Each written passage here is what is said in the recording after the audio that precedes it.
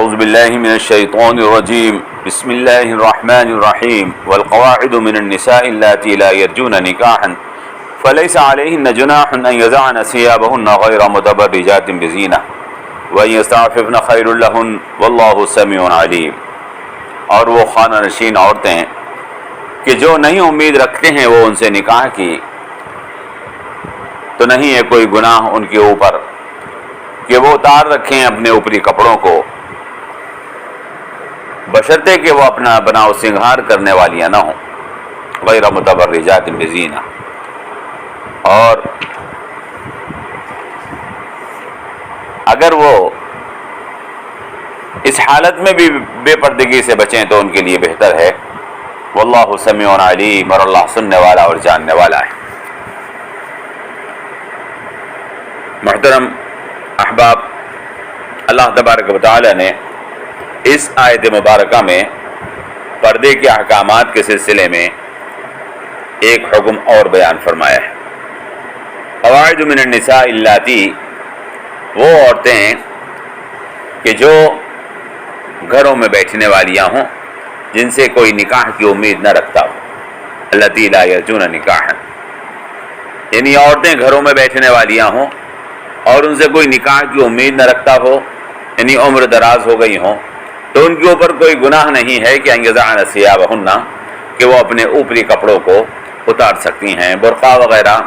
یا اوپر کی پردے والی جو چادر ہوتی ہے وہ اس کو اتار سکتی ہیں۔ اور شرط اس میں لگا دی گئی ہے کہ غیر متبرجات بزینہ، غیر متبرجات بزینہ، زینہ کے ساتھ تبرج کرنے والی۔ تبرج کے معنی ہوتے ہیں دکھلاوا اور نمائش کرنا۔ یہ اس عورت کے لیے بولا جاتا ہے کہ جو مردوں کے سامنے اپنے حسن کو اور اپنے جمال کو ظاہر کرنے کا ارادہ کرتی ہے۔ لہذا آیت کا مطلب یہ ہے کہ چادر اتار دینے کی یہ اجازت ان بوڑھی عورتوں کو دی جا رہی ہے جو نمبر 1 گھروں میں بیٹھنے والیاں ہوں، نمبر 2 ان سے نکاح کی کوئی امید نہ رکھتا ہو، نمبر 3 بن ٹھن کر رہنے کا شوق ان کے اندر نہ ہو، یعنی جن کے اندر صنفی جذبات سرد پڑ چکے ہوں۔ لیکن اگر کسی کے اندر نکاح کی کوئی خواہش موجود ہے، یا اگر کسی کے اندر بناؤ سنگھار کی عادت ہے، یا وہ عورتیں کہ جو قواعد نہیں ہیں، یعنی گھروں میں بیٹھنے والیاں نہیں ہیں بلکہ گھومتی پھرتی ہیں، ان کو یہ اجازت نہیں ہے، اس لیے کہ ان کا معاملہ دوسرا ہے۔ تو فرمایا کہ والقواعد من النساء اللاتی لا یرجون نکاحا، وہ عورتیں جو گھروں میں بیٹھنے والیاں ہیں جن سے نکاح کی امید نہیں کرتے ہیں، تو ان کے اوپر کوئی گناہ نہیں ہے کہ وہ اپنے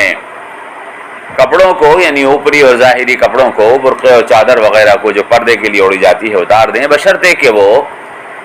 زیب و زینت اور حسن و جمال کی نمائش کرنے کی شوقین نہ ہو۔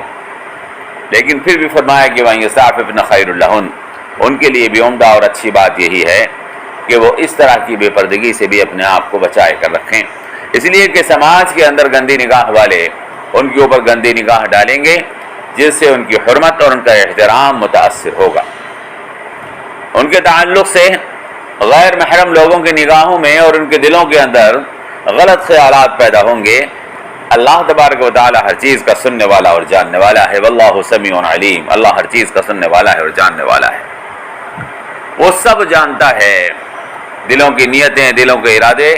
وہ سب جانتا ہے، اور ہر کسی کی حرکت کو دیکھتا ہے اور ہر کسی کی بات کو سنتا ہے۔ واللہ سمیع علیم۔ تو پردے کے سلسلے کے یہ احکامات کے جو بیان کیے گئے ہیں، اس سلسلے کا یہ حکم اللہ تعالی نے یہاں پر بیان فرمایا ہے، جس میں بوڑھی عورتوں کو یا ایسی عورتوں کو کہ جن سے نکاح کی اب امید ختم کر دیتے ہیں لوگ، جن کی اولادیں پیدا ہونے کی امید ختم ہو جاتی ہے،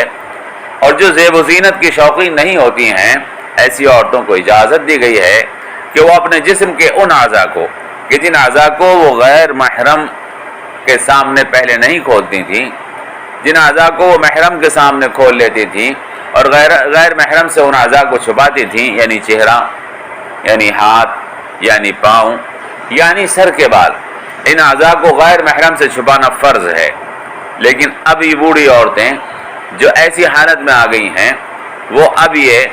غیر محرم کے سامنے بھی اپنے چہرے کو کھول سکتی ہیں،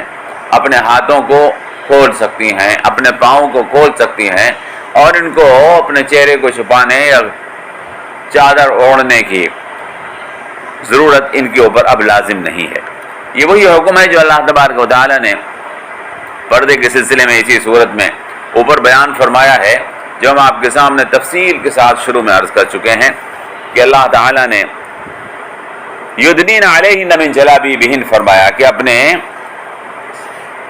اوپر اپنے چادروں کو اپنے چہروں کے اوپر جھکائے رکھیں۔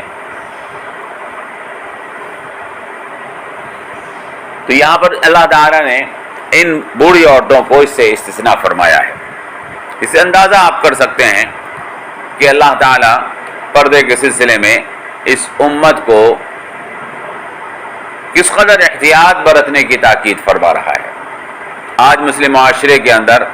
جہاں بہت سارے گناہ اور بہت ساری خرابیاں پیدا ہو گئی ہیں،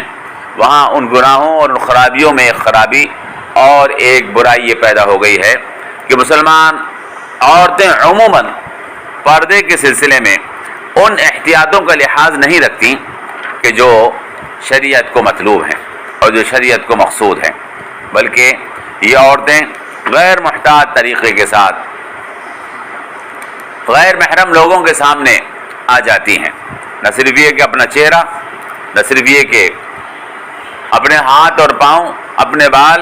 بلکہ ان اعضاء کو بھی غیر محرم لوگوں کے سامنے کھولنے میں نہیں جھجکتی، بلکہ جوان عورتیں بالخصوص۔ اور ہم دیکھ رہے ہیں کہ ہمارے شادی کے پروگراموں کے اندر اس بے احتیاطی کا بہت زیادہ عام طور پر رواج ہو گیا ہے کہ کوئی بھی لحاظ نہیں رکھتا، بلکہ بن سور کر ہماری جوان لڑکیاں اور عورتیں غیر محرموں کے سامنے بے محابہ گھومتی پھرتی ہیں، علی اعلان ان کے سامنے آتی ہیں۔ یہ سخت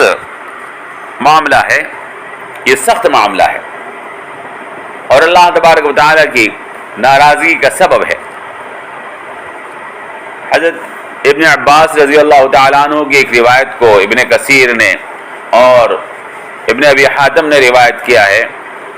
کہ 3 معاملات ایسے ہیں، یہ اس زمانے کی بات ہے کہ 3 معاملات ایسے ہیں کہ جن پر لوگوں نے عمل چھوڑ دیا ہے۔ اس میں ایک آیت فرمایا کہ آیت استیزان ہے، جس سے پہلے آ چکی، ہم نے آپ کے سامنے پچھلے درس میں اس کو بیان کیا تھا کہ لوگوں کے پاس 3 اوقات میں آنے کی ممانعت کر دی گئی،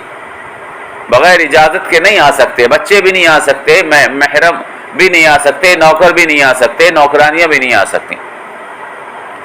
3 اوقات: من قبل صلاۃ الفجر، فجر کی نماز سے پہلے،